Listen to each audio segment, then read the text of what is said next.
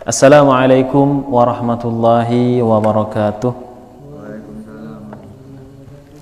Alhamdulillahi rabbil alamin wa bihi nasta'inu ala umurud dunya waddin. Wassalatu wassalamu ala asyrafil anbiya'i wal mursalin wa ala alihi wa sahbihi wa man tabi'ahum bi ihsanin ila yaumiddin. Asyhadu an la ilaha illallah wahdahu la syarika lah al-malikul haqqul mubin wa asyhadu anna Muhammadan abduhu wa rasuluh shadiqul wa'dil amin. Amma ba'du.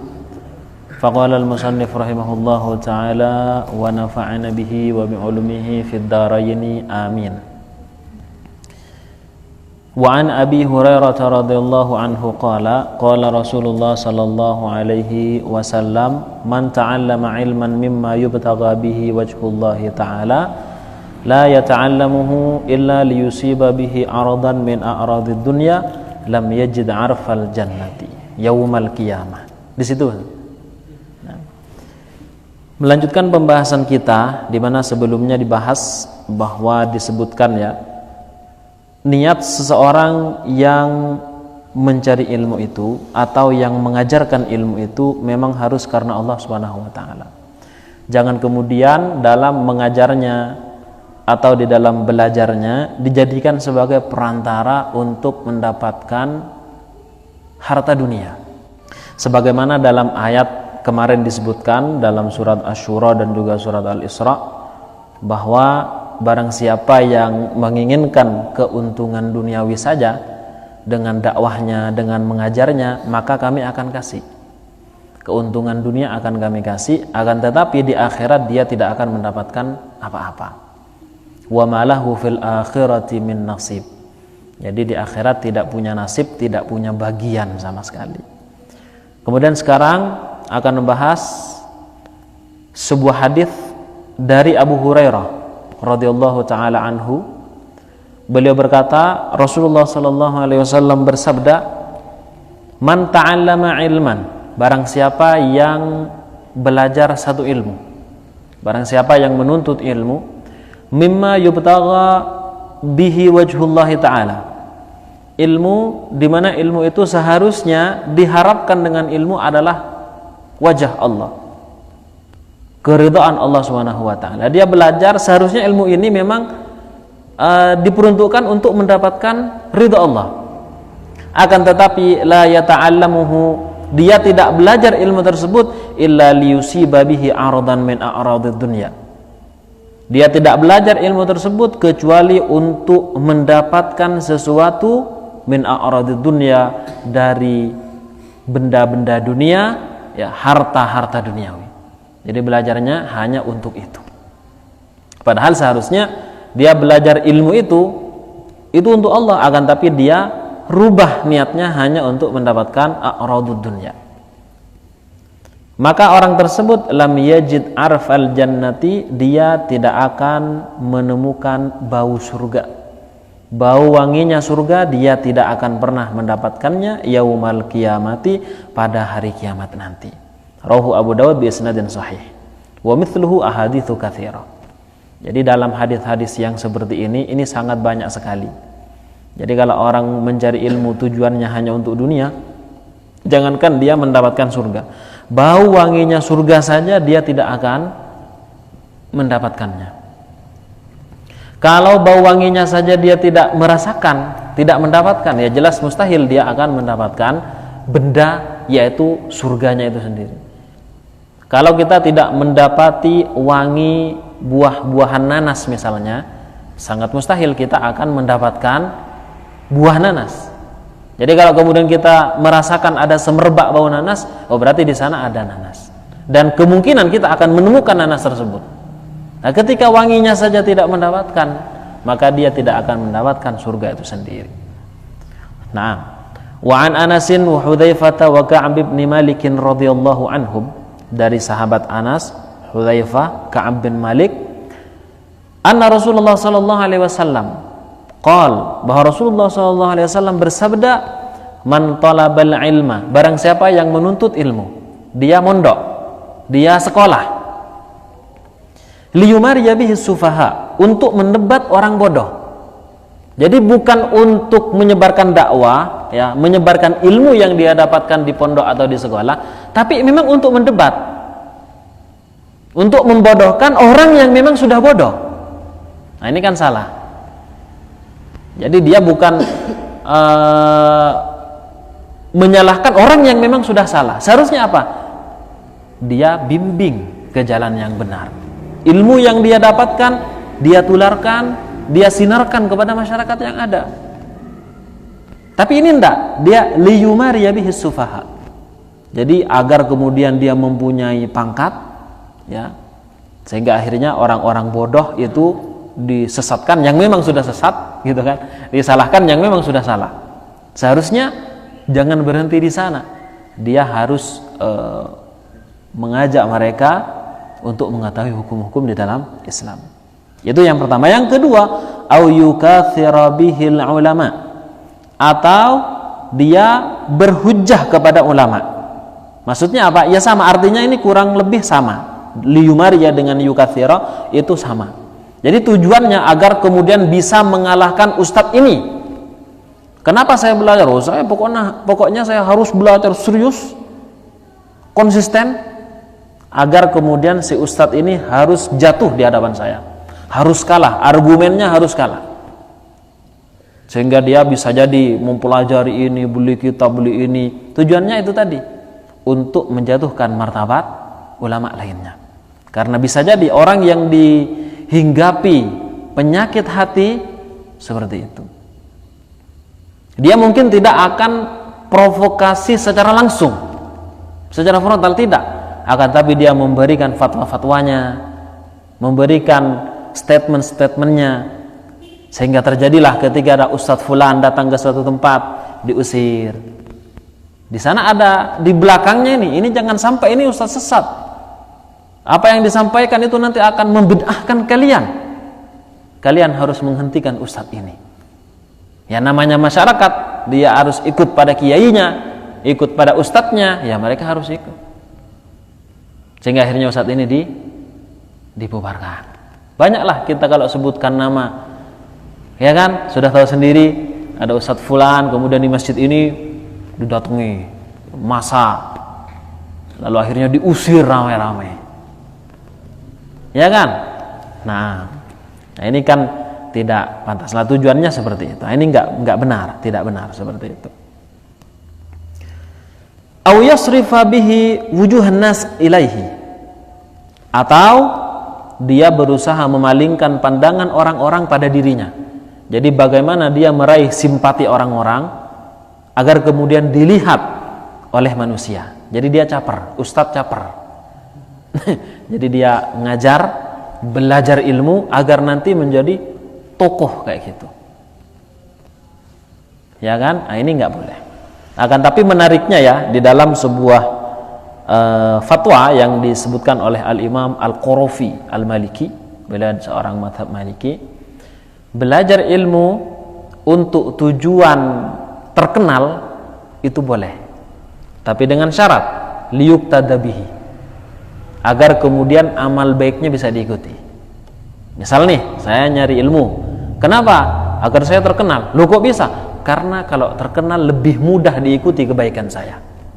Nah itu boleh. Ini fatwa beliau pada saat itu. Walaupun kalau kita lihat lebih detail lagi, ya sudahlah, kita seharusnya memang hanya karena Allah Subhanahu wa taala.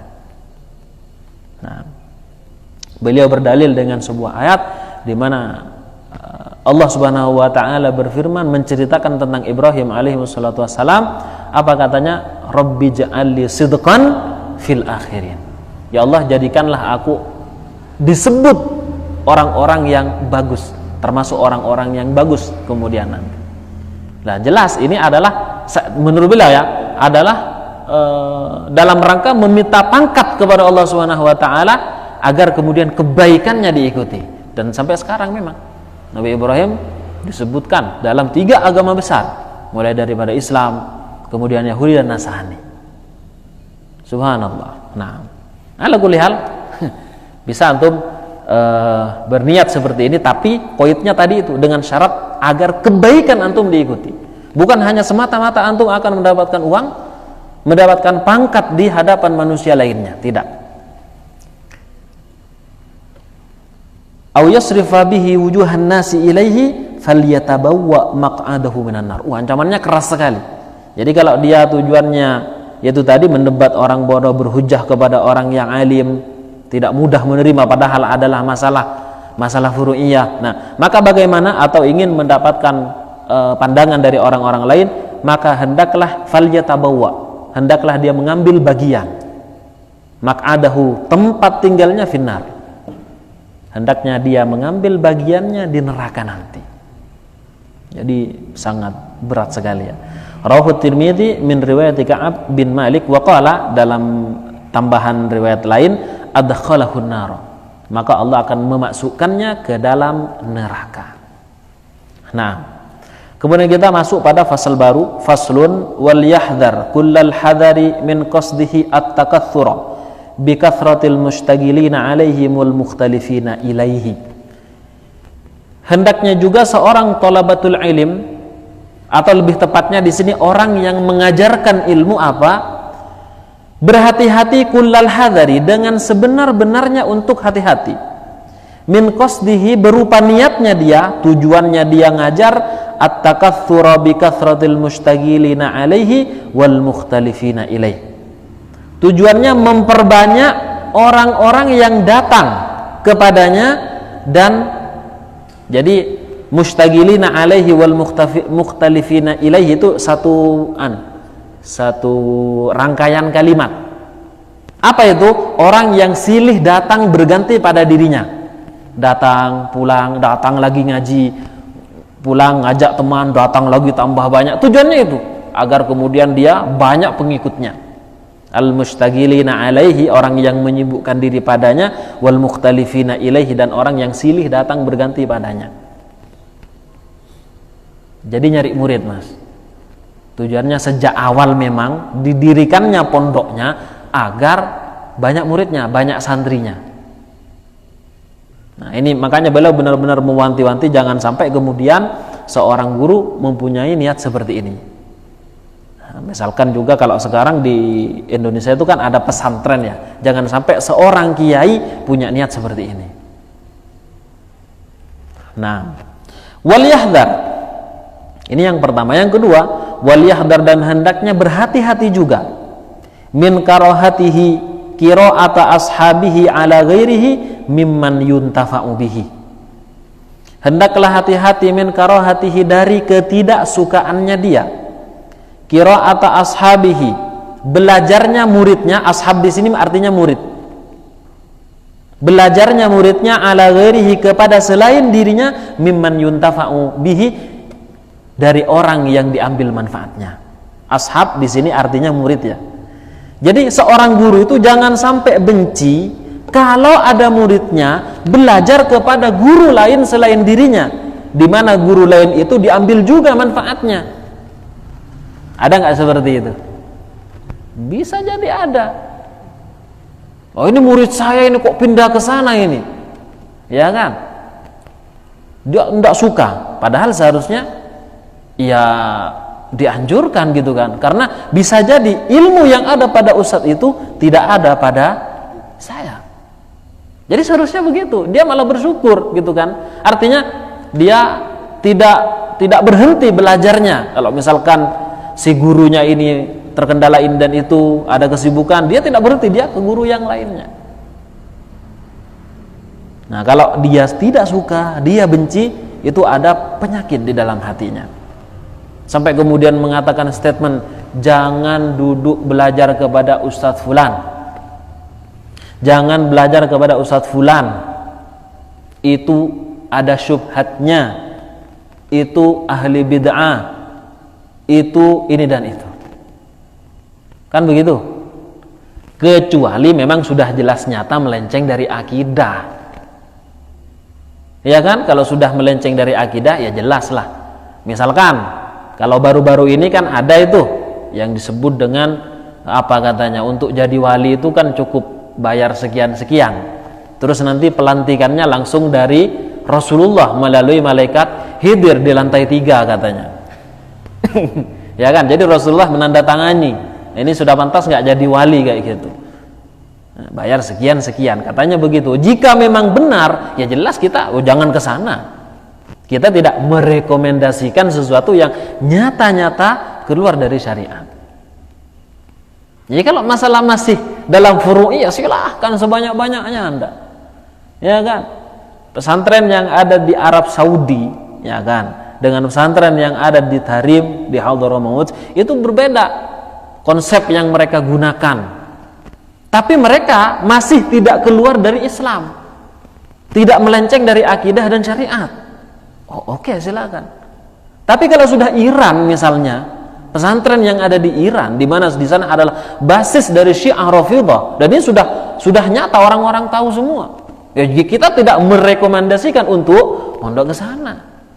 Masih ada Arab Saudi, masih ada Hadramaut, masih ada Nabaghiyah di Singkil, kayak itu kan. Nah, jadi seperti ini Mas. Kalau sudah jelas nyata keluar dari koridor syariat, bid'ah yang kemudian bid'ahnya membuat dia keluar dari syariat, nah kita tidak merekomendasikannya. Nah, kalau masih dalam syariat, naungan syariat, furu'iyah, maka silahkan saja. Jadi jangan sampai seorang guru itu membenci kalau ada muridnya belajar sama guru lainnya gitu kan. Tiba-tiba dia ngamuk gitu kan, tiba-tiba nggak direken muridnya, nggak disapa muridnya, muridnya nggak tahu loh salah apa saya gitu kan. Nah, wahadihi, dan adapun hal ini, dua perkara yang disebutkan tadi, musibatun yubtala biha ba'dul muallimin al-jahilin. Ini adalah musibah yang diuji, yang diberikan ujian dengannya ba'dul muallimin al-jahilin, sebagian guru-guru yang bodoh. Ternyata ada guru tapi dia bodoh. Di antara ciri-cirinya seperti ini. Ngajar hanya tujuannya semata-mata, tidak ada unsur dakwah sama sekali, hanya untuk uang. Yang kedua, mungkin kalau kita sebut ya, Ustaz, ini ada acara, mau nggak ngisi kajian kita? Oh ya, 60 juta ya, matok harga. Ini pernah ada kejadian. Jadi dia matok harga, namun ternyata si panitianya ya apa artinya kurang bayarnya kayak gitu. Akhirnya masuk ke kepolisian juga gitu kan, ke meja hijau gitu. Gimana kira-kira ustadznya ini? Seharusnya apa? Dikasih atau tidak dikasih? Ya terserahlah. Yang penting kita menyampaikan ilmu kita, dakwah, selesai urusan. Apalagi mematok sampai 60 juta. Luar biasa ini. Orang kerja aja enggak. Ini loh ceramah berapa paling lama? 1 jam, 2 jam? 2 jam itu sudah capeknya luar biasa. Ada nggak orang 2 jam kerja dibayar 60 juta? Itu dia. Ya, sangat parah kayak gini Mas. Jadi kalau berdakwah ya sudahlah, selesai dakwah, wes. Mau dikasih atau enggak? Ya kalau dikasih namanya ya dikasih. Ada kaedah kita, nahnu qaumun la natlub wala narud. Kami adalah sekelompok kaum la natlub, tidak minta-minta, wala narud, tapi kami enggak nolak juga. Kan gitu, konsep itu. Bagus. Nah, kemudian yang kedua, jangan sampai benci kalau ada muridnya belajar sama guru lainnya. Jadi ini adalah ujian yang Allah berikan kepada orang pengajar yang tapi dia bodoh. Wahiyya dalalatun bayyinatun min sahibiha ala su'i niyyatihi wa fasadi tawiyatihi, bal hiya hujjatun qati'atun ala adami iradatihi bi ta'limihi wajhallahi ta'ala al-karim. Hal ini ya, disebutkan tadi di awal, dalalatun bayyinah, adalah dalil yang sangat nyata, dalil yang sangat jelas, bayyinah, min sahibiha, dari pelakunya. Jadi kalau pelakunya kayak tadi tuh matok harga gitu kan, kalau ada muridnya belajar sama orang lain dia ngamuk-ngamuk, nggak suka gitu kan, ini adalah tanda yang sangat jelas, dalil yang nyata ala su'i niyatihi, akan jeleknya niat dia. Ya memang karena harta itu tadi. Wa fasadi tawiyatihi, dan rusaknya, tawiyah artinya niat juga, hatinya itu rusak. Bal hiya hujjatun qati'atun, bahkan itu adalah hujjah yang pasti, argumen yang pasti, ala adami iradatihi, akan tidak ada keinginan di dalam hatinya, bita'alimihi, dengan mengajarnya, wajhallahi ta'ala al-karim, Jadi dia tidak ada keinginan sama sekali di dalam hatinya untuk mengajar karena Allah. Kenapa? Ya itu tadi, ngajar dia matok harga gitu. Ustaz bisa ngajar di sini, ya tapi per jamnya per menitnya 100.000 ya. Kan lumayan 1 jam 60 menit kan. 6 juta ya, 6 juta. Kan bisa jadi Mas. Kalau dokter jelas Mas, dokter itu memang kerja gitu kan. Ada dokter spesialis, ya kan, dia hanya apa istilahnya, ayo buka mulutnya, dek 300.000, nggak nyampe 5 menit. Masuk akal? Kerja memang mereka. Nah ini nggak masalah, ini dakwah, tapi dia, nah gitu, kan perbedaannya sangat jelas ya. Yang di situ itu memang kerja, yang di sini adalah kerjanya sama Allah, bukan kepada manusia. Nah, fa innahu law aradallaha ta'ala bi ta'limihi lama kariha dzalika. Karena sesungguhnya apabila dia menginginkan dengan pengajarannya kepada orang lain itu, ya, ngajar memang karena Allah, lama kariha dzalika, dia mesti tidak akan membenci kalau ada muridnya belajar sama orang lain. Bal qala li nafsi, bahkan dia akan berkata pada hatinya, pada dirinya sendiri apa? Ana aradtu ta'ata bi ta'limihi. Saya ingin taat. Saya menginginkan ketaatan dengan mengajar orang itu. Wa qad hasaltu, dan saya sudah mendapatkan ketaatan itu dengan mengajarnya. Karena mengajar ya, itu adalah salah satu bentuk ketaatan pada Allah, Mas. Karena para nabi itu semuanya kan muallim malah.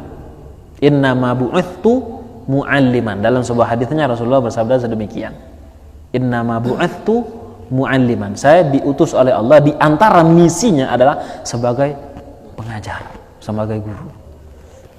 Nah, wa huwa qasada bi qiraatihi ala ghairi ziyadata ilmin. Sedangkan dia bermaksud belajar kepada selain aku.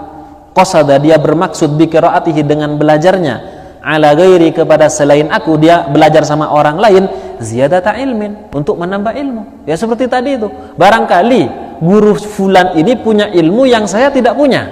Karena siapapun itu pasti ada kekurangan. Entah saya, entah antum, mesti semuanya ada kekurangan, kecuali Rasulullah SAW.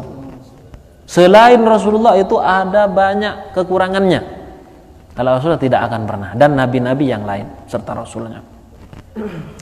Nah, fala akiba alaihi, maka ya tidak salah orang tersebut, murid itu nggak salah, sehingga tidak ada alasan untuk kemudian marah kalau kemudian muridnya belajar sama guru lain, muridnya pindah ke pondok lain.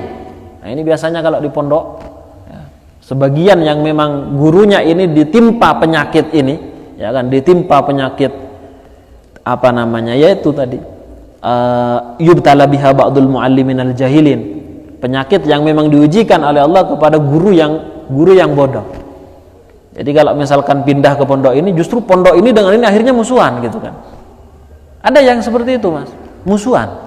Karena kenapa? Merebut santri saya. Ini kan nggak masuk akal. Seharusnya bagus, ya kan? Berarti saling bertukar pengetahuan nantinya. Nah, waqad ruwina fi musnadil imamil mujma' ala hifdhihi wa imamatihi Abi Muhammad Ad-Darimi rahimahullah. Sungguh kami telah diriwayatkan di dalam musnad al-imam, musnadnya seorang imam, al-mujma'i ala hifdhihi, yang disepakati akan hafalan haditsnya, wa imamatihi, dan keimamannya, kepemimpinannya beliau sudah disepakati. Siapa itu? Abi Muhammad Ad-Darimi, seorang muhaddits kawakan yang sangat terkenal gitu. An Ali bin Abi Thalib radhiyallahu anhu, dari sahabat Ali bin Abi Thalib radhiyallahu anhu, annahu qala, beliau berkata, ya hamalatal ilm, wahai pengemban ilmu, pelajarnya, pengajarnya, muridnya, ustadznya semua, i'malu bihi, amalkanlah ilmu itu. Fa innama al-alimu man amila bima alima wa wafaqa ilmuhu amalahu. Karena sesungguhnya orang yang alim itu adalah orang yang mengamalkan ilmu yang ia ketahui, amila bima alima, mengamalkan ilmu yang dia ketahui, wa wafaqa ilmuhu amalahu, dan ilmunya cocok dengan amalnya.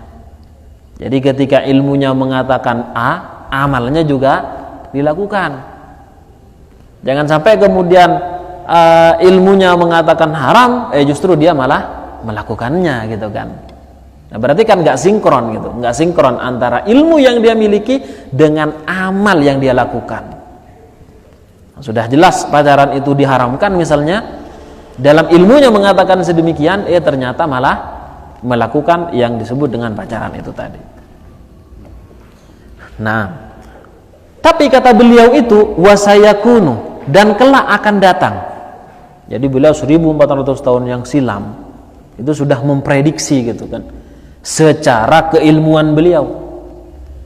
Wasayakunu aqwamun, dan nanti akan ada sekelompok kaum, yahmilunal ilm, mereka membawa ilmu, mereka mengetahui suatu hukum dalam permasalahan Islam, tahu hukumnya, ini haram, ini halal, ini makruh, ini sunnah, tahu hukumnya.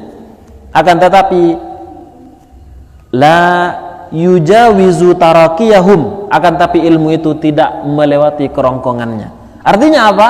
Ilmunya tidak meresap ke dalam hati, hanya berputar-putar di sini aja gitu, putar-putar di sini aja. Artinya sebagai wacana saja, Mas. Ilmunya itu hanya sebagai wacana, tidak sampai meresap ke dalam hatinya.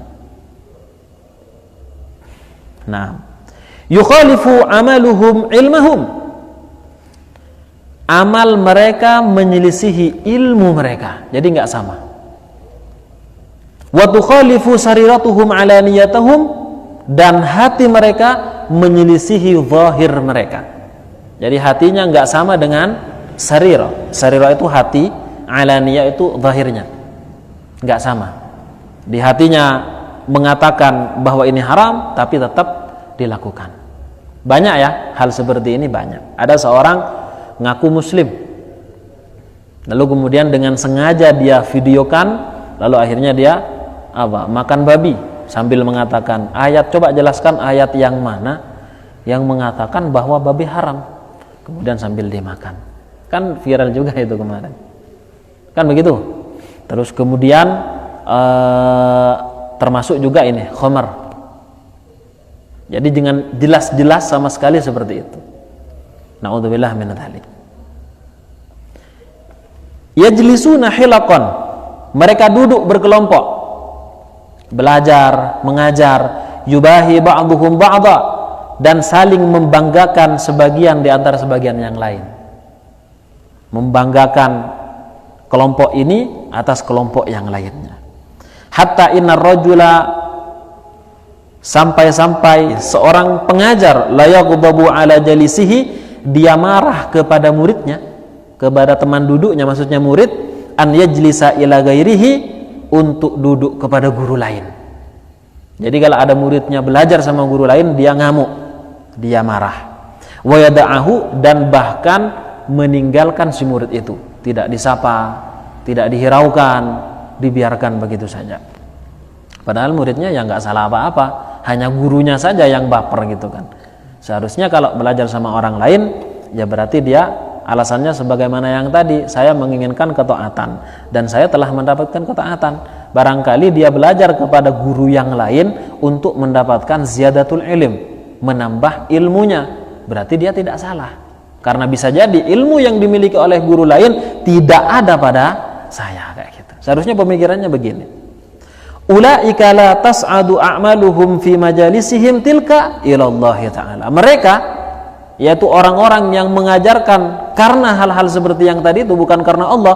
La tas'adu a'maluhum, amal-amal mereka tidak akan naik fi majalisihim, di dalam majlis-majlis mereka, tilka, majlis-majlis itu, ilallahi ta'ala. Artinya amalnya tidak akan diterima oleh Allah Subhanahu wa taala.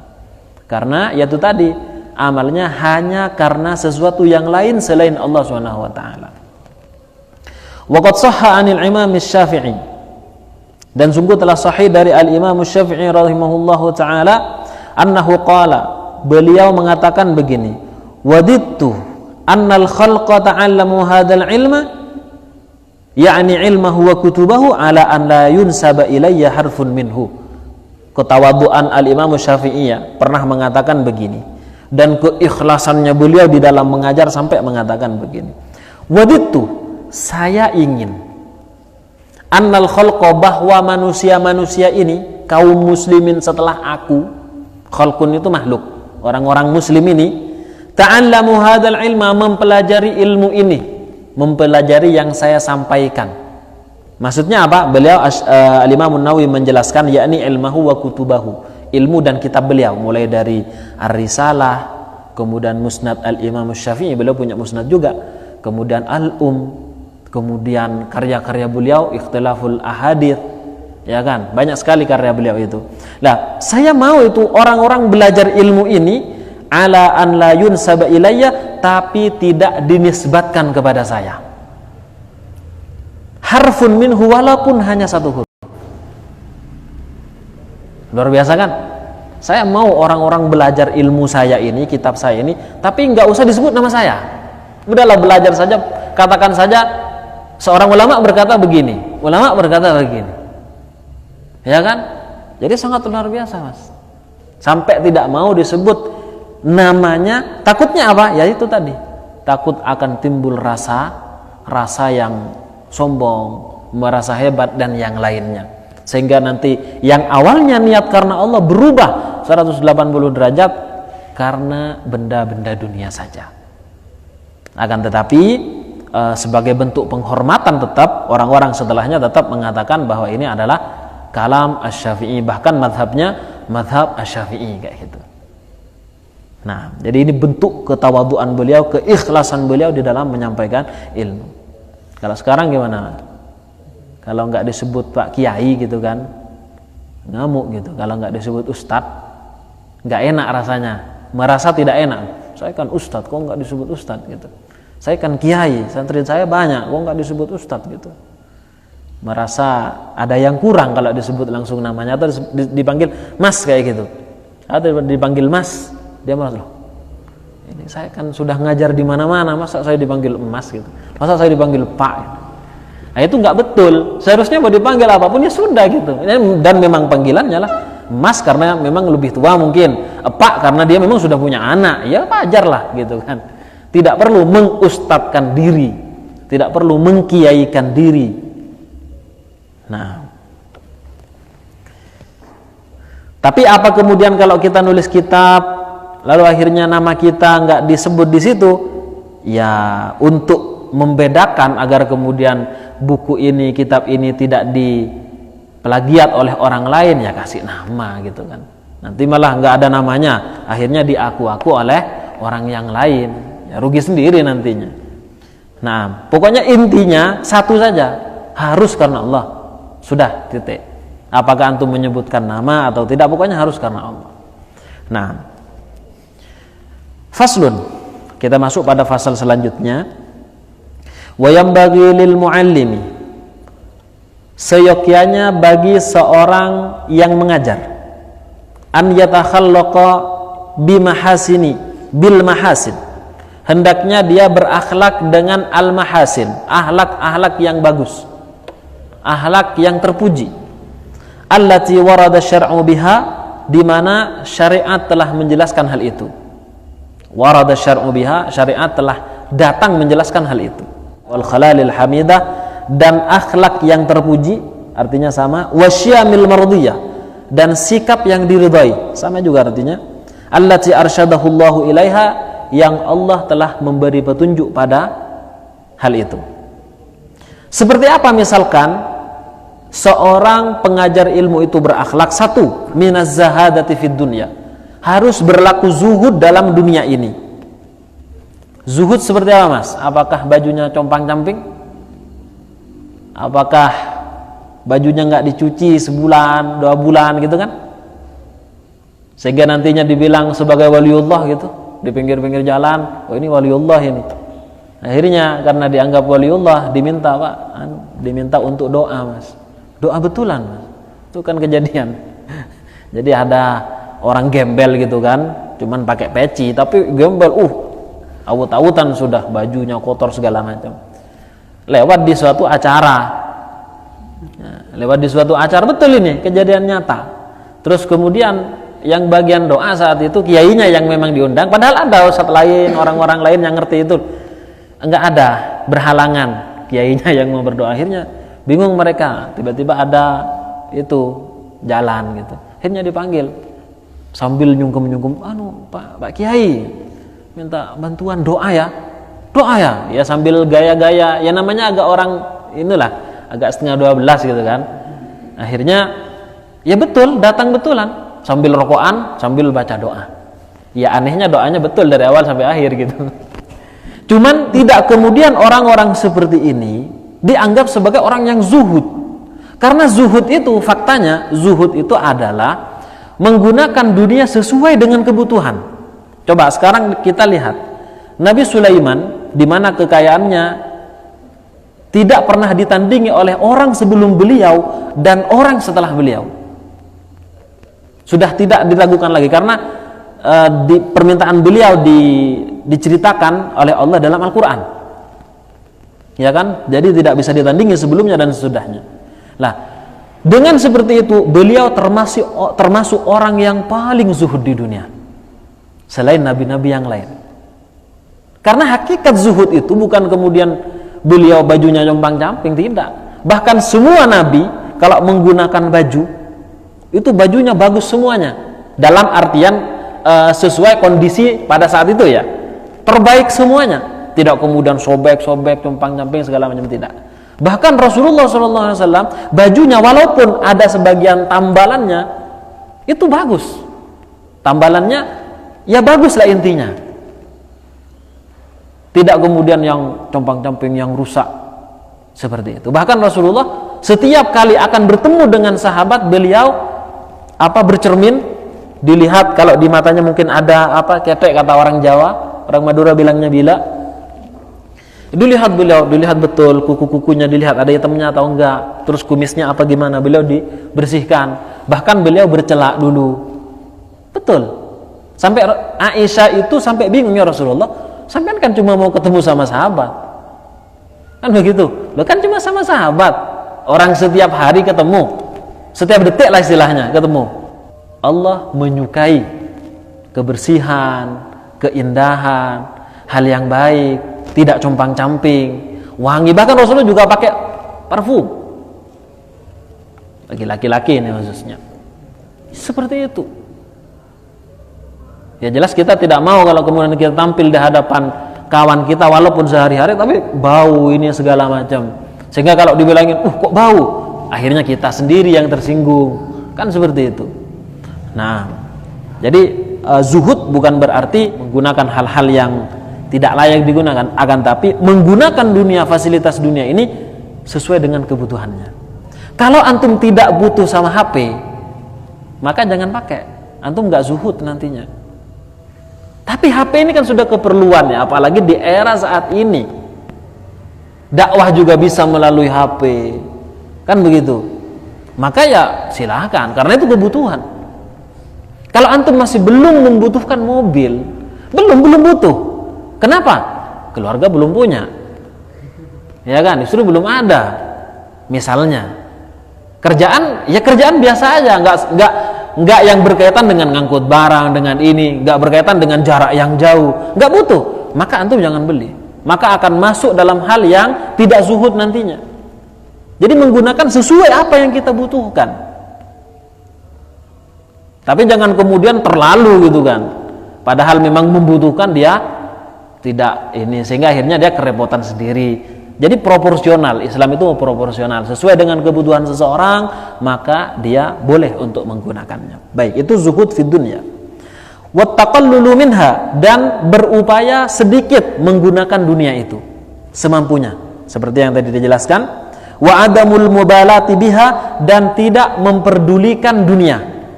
Ini termasuk akhlak juga yang diajarkan di dalam Islam. Kita tidak terlalu peduli terhadap dunia, karena kalau dunia diikuti maka dia akan semakin menjauh dari kita, Mas.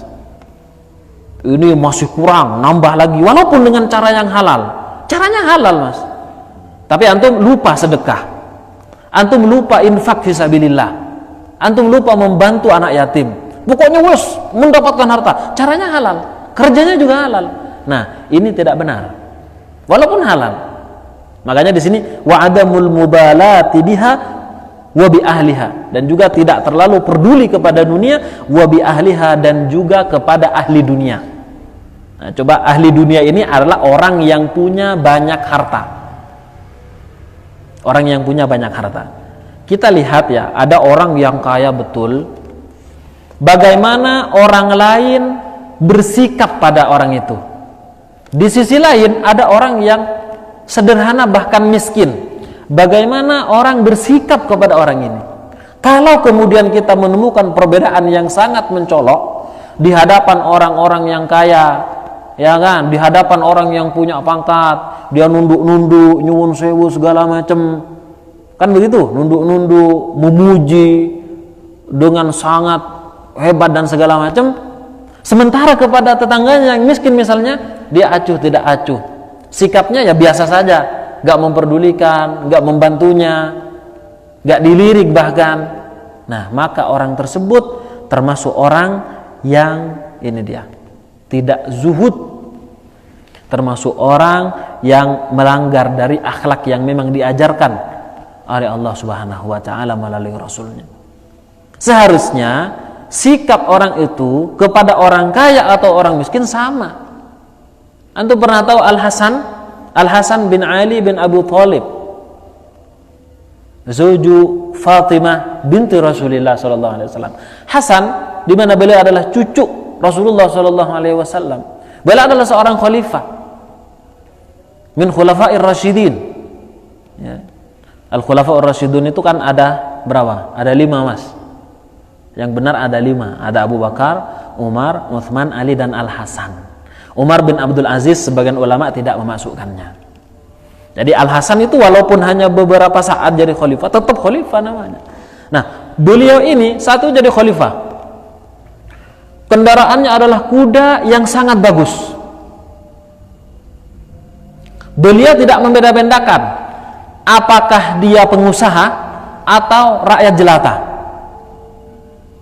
karena sistemnya memang bukan sistem kapitalisme, sistemnya Islam. Suatu ketika beliau berjalan mengendarai kudanya dengan sangat berwibawa, ya, mengontrol masyarakat yang ada saat itu, istilahnya kalau sekarang belusukan. Kemudian akhirnya tiba-tiba di tengah jalan dipanggil oleh orang miskin yang mana makannya aja di pinggir jalan, saking nggak punya rumah. Ya Hasan, ta'al. Dipanggil Hasan, ayo makan sama kami ini, makan. Menawarilah, Mas, monggo silakan makan. Khalifah Hasan, monggo silakan. Apa beliau saat dipanggil seperti itu? Ini bukan pencitraan karena saat itu belum ada kamera. Beliau turun, Mas. Beliau turun. Beliau duduk bersama. Beliau makan bersama mereka. Luar biasa kan?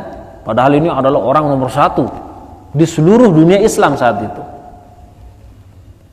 Apa kemudian balasan beliau kepada orang-orang fakir ini, orang-orang miskin ini? Alhamdulillah, sudah beliau makan selesai. Kalian telah menjamu saya, memberi makanan yang paling lezat kepada saya. Jangan lupa nanti malam datang ke tempat saya di istana, karena ada pusatnya pemerintahan Islam. Mereka datang, diberikan kambing, diberikan macam-macam lah. Makan sangat luar biasa, roti yang terbaik. Jadi sangat luar biasa. Penghargaan kepada siapapun itu, apakah pengusaha ataupun tidak. Hasan sikapnya kepada para pengusaha sama juga. Mereka menghormati, Hasan juga menghormati. Jadi tidak membeda-bedakan. Apalagi memang orang yang tidak mampu, ya jelas ada perhatian lebih. Nah, baik, alhamdulillah. Ini sudah masuk waktu isya ya. Insyaallah kita lanjutkan pada pertemuan yang akan datang. Sebelum kita tutup, mungkin ada yang perlu ditanyakan? Nggak ada? Kalau tidak ada, alhamdulillah kita tutup. hadani Allah wa iyyakum ila siratal mustaqim. Hakadha minni wal afu minkum. Thumma assalamu alaikum warahmatullahi wabarakatuh.